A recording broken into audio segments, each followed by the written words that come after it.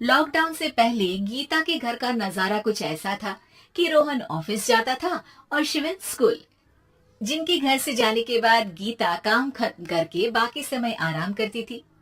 लेकिन लॉकडाउन के बाद ऑफिस और स्कूल घर में ही खुल गए और इससे गीता का हाल वो तो आपको देखने में ही मजा आएगा।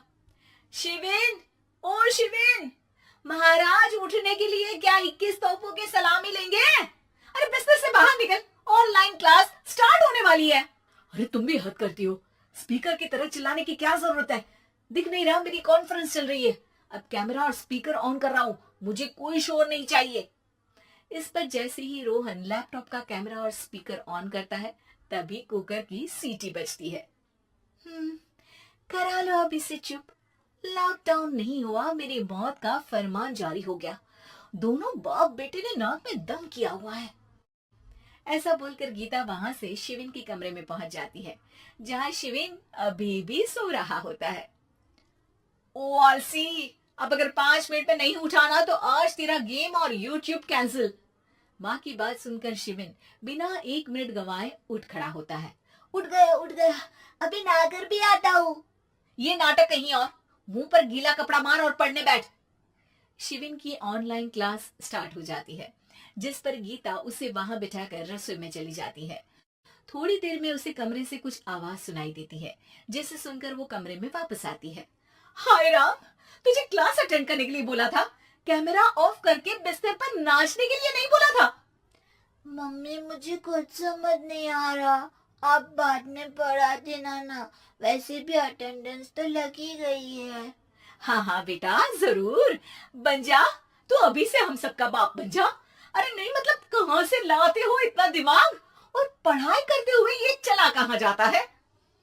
नाइस क्वेश्चन, दिमाग से पूछकर बता दूंगा। शिविन की बातों से परेशान होकर गीता उसे मारने के लिए जैसे ही आगे बढ़ती है तभी वो कमरे से बाहर भाग जाता है। अब शिविन आगे आगे और गीता हाथ में चप्पल पकड़े उसके पीछे पीछे पूरे घर में दोनों घूम रहे होते हैं। इसी बीच वो रोहन के पास पहुंच जाता है और शिविन को मारने वाली चप्पल रोहन के लैपटॉप पर जाकर गिरती है। ओए माँ! मम्मी, आप पापा को चप्पल मार रही हो? वो आज तक के रिपोर्टर, चुपचाप जाकर क्लास अटेंड कर ले, नहीं तो अगली तेरे पीछे लगेगी। इस पर शिविन वहां से चला जाता है, जिसके बाद रोहन गीता से कहता है, इस सर्कस के लिए कुछ बोलना चाहोगी? अरे क्या करूं, जब से तुम दोनों घर में रहने लगे हो घर अपने आप ही सर्कस बन गया है और मैं तुम्हारी नौकर। कभी बेटी को संभालो तो कभी बाप के नखरे उठाओ। इन्हीं सब उथल पुथल में दिन बीतते रहते हैं, जिसमें हर रोज घर के अंदर कुछ नया सियप्पा खड़ा मिलता है, जो ज्यादातर शिविन और रोहन की ऑनलाइन स्कूल और ऑफिस से रिलेटेड ही होता है।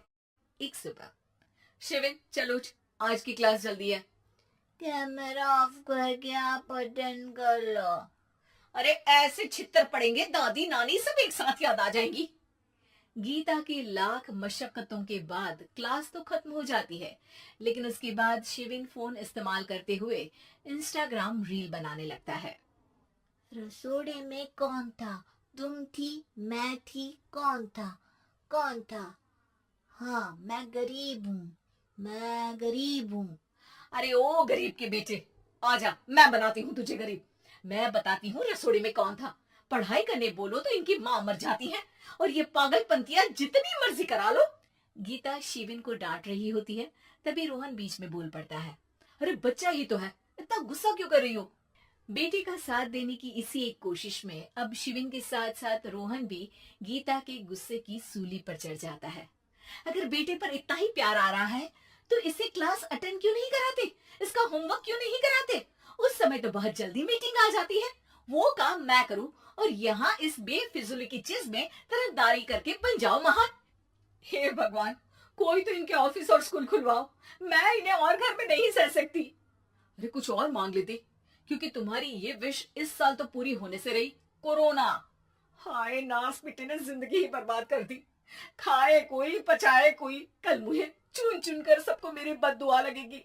उन्होंने दुनिया का और इन बाप बेटे दोनों ने मेरा जीना मुश्किल कर दिया। गीता वहां से चली जाती है, जिसके बाद रोहन शिविन से कहता है, अरे तुम्हारी मम्मी इतनी भड़की हुई क्यों है? आपकी वजह से पूरा समय घर में रहते हो और उस पर कोई काम कराने की जगह बस ऑर्डर देते रहते हो।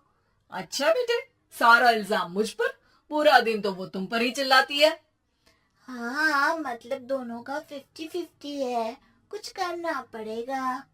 वो कहते ना, make the best out of worst. I have an idea. वैसे तुम्हारी माँ सही कहती है, बहुत जुबान चलाने लगे हो, कम बोला करो।